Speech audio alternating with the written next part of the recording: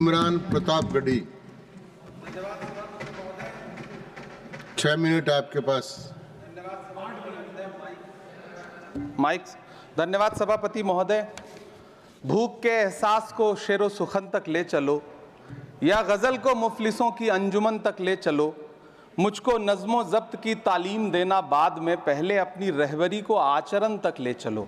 सभापति महोदय, मैं न्यू एजुकेशन पॉलिसी पे बात करने के लिए खड़ा हुआ हूँ।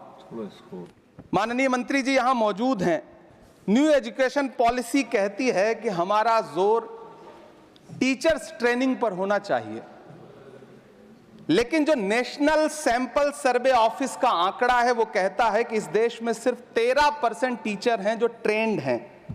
तो मैं माननीय मंत्री जी से जानना चाहता हूं कि क्या जो 87% टीचर्स हैं जिन्हें ट्रेनिंग देने की अभी ज़रूरत है, उनको ट्रेनिंग देने के लिए हमारे पास क्या रोड मैप रहेगा, और क्या हमारे पास इतने बड़े पैमाने पर कॉलेजेस हैं, रिसोर्सेज हैं जिनसे उन्हें ट्रेन किया जा सके।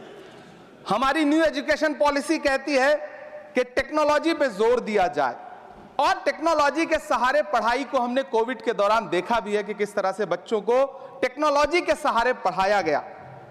लेकिन मैं माननीय मंत्री जी से पूछना चाहता हूं कि जब इस देश में 80 करोड़ लोग 5 किलो राशन पे गुजारा कर रहे हों, तो क्या उन परिवारों तक इंटरनेट, कंप्यूटर, लैपटॉप जैसी सुविधाएं पहुंचाने के लिए कोई रोड मैप है ताकि उनके बच्चों को शिक्षित किया जा सके?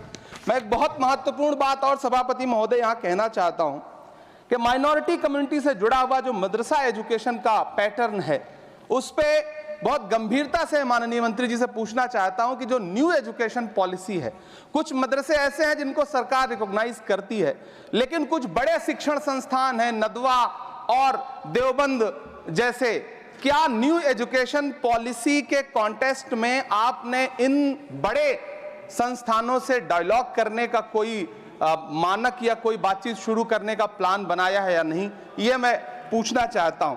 और एक बहुत महत्वपूर्ण बात मंत्री जी से मैं पूछना चाहता हूं कि बहुत सारे माइनॉरिटी इंस्टीट्यूट थे जहां पर स्कॉलरशिप का प्रावधान था, लेकिन आपने मौलाना आजाद नेशनल फेलोशिप को एक झटके में बंद कर दिया। हजारों लाखों छात्र जो उस स्कॉलरशिप के भरोसे अपनी शिक्षा ग्रहण कर रहे थे।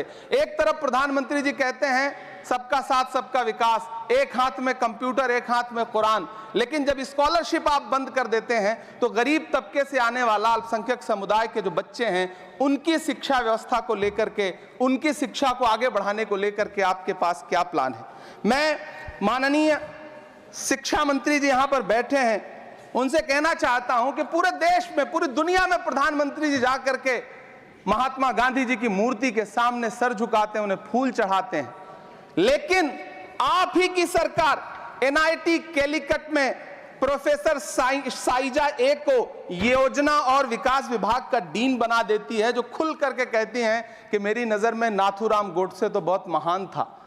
तो आपकी नई एजुकेशन पॉलिसी ये है, इस दिशा में जा रही है। मैं आपके महोदय से, सभापति महोदय, ये कहना चाहता हूं कि किस तरह से NCERT की किताबों में सांप्रदायिकता को परोसा जा रहा है। माननीय मंत्री जी, क्या आपके संज्ञान में है कि केंद्रीय हिंदी संस्थान और नीपा जैसे जो संस्थान हैं, उसमें अघोषित तौर पर यह कह दिया गया है कि देवनागरी में लिखते हुए जो नुक्ते लगाए जाते थे, जिनको यह कहा जाता है कि वो उर्दू से आते हैं, उनको अघोषित तौर पर रोक दिया है कि नई छपने वाली किसी भी किताब में नुक्ता नहीं लगाया जाएगा। NCERT की किताबें छापने वाले, लिखने वाले कई लोगों से मेरी व्यक्तिगत बात हुई, उनका यह कहना था कि हमें ऊपर से आदेश है, हालांकि ऐसा कोई लिखित आदेश नहीं है। तो मैं आपसे जानना चाहता हूं कि यह नुक्ता हटा करके आप देवनागरी भाषा को मजबूत कर रहे हैं या उसे कर्कश और कमजोर बना रहे हैं? यह मेरा माननीय मंत्री जी से अनुरोध है और यह मैं उनसे जानना चाहता हूं। सभापति महोदय, PM श्री विद्यालय को लेकर के बहुत बातें हुई।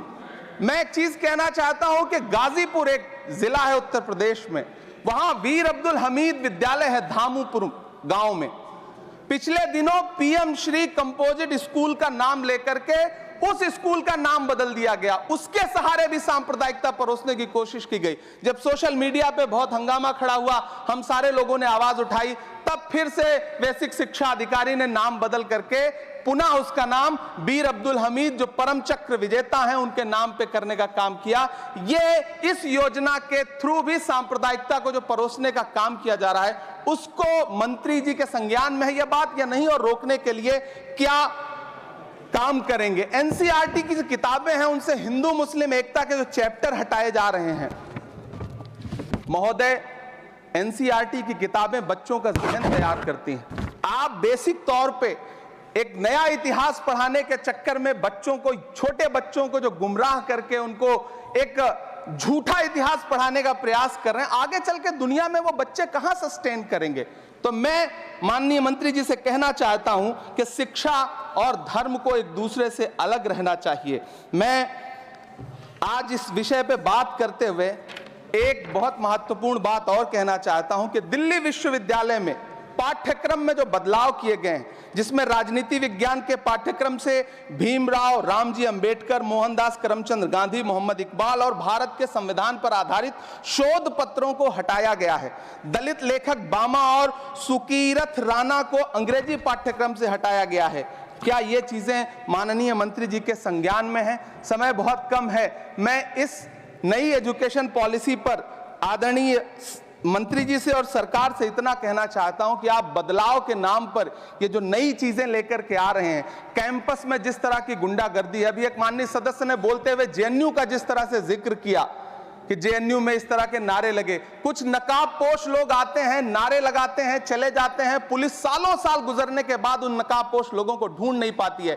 इतने प्रतिष्ठित शिक्षण संस्थानों को बदनाम करने के लिए जो तरीका सरकार इस्तेमाल कर रही है वो बहुत शर्मनाक है। पिछले दिनों एक महिला भी नकाबपोश, जिसने छात्रावास में लाठी बरसाई थी, डंडे चलाए थे, वो आज तक उसकी पहचान नहीं की जा सकी, दिल्ली पुलिस उसे ढूंढ नहीं सकी।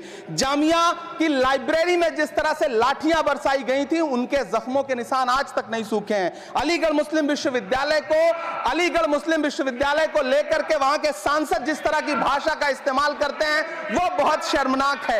माननीय मंत्री जी और सरकार से मैं आपके माध्यम से पूछना चाहता हूं और यह कहना चाहता हूं, आप बदलाव के नाम पर जो नई चीज लाने की कोशिश कर रहे हैं, महोदय, नदियों को साफ मत करिए, उन्हें गंदा मत होने दीजिए, नदियां अपने आप साफ हो जाएंगी। सभापति महोदय, मैं तो कहना चाहता हूं कि जंगल मत उगाइए, बस पेड़ों को काटना बंद कर दीजिए, जंगल अपने आप उग जाएंगे। मैं तो सरकार से कहना चाहता हूं कि शांति स्थापित करने के लिए भाषण मत दीजिए, अशांति फैलाना बंद कर दीजिए, शांति अपने आप स्थापित हो जाएगी। मैं तो कहना चाहता हूं कि प्रेम फैलाने पर लंबे लंबे लेख मत लिखिए, बस नफरत करना बंद कर दीजिए, प्रेम अपने आप फैल जाएगा। ये जो नई एजुकेशन पॉलिसी है, इसमें जिस तरह से गरीब तबके के लोगों को, हाशिए पर मौजूद लोगों को शिक्षा से दूर करने का प्रयास किया जा रहा है, वो बहुत शर्मनाक है। शिक्षा को निजीकरण की तरफ जिस तरह ले जाया जा रहा है, वो बहुत शर्मनाक है।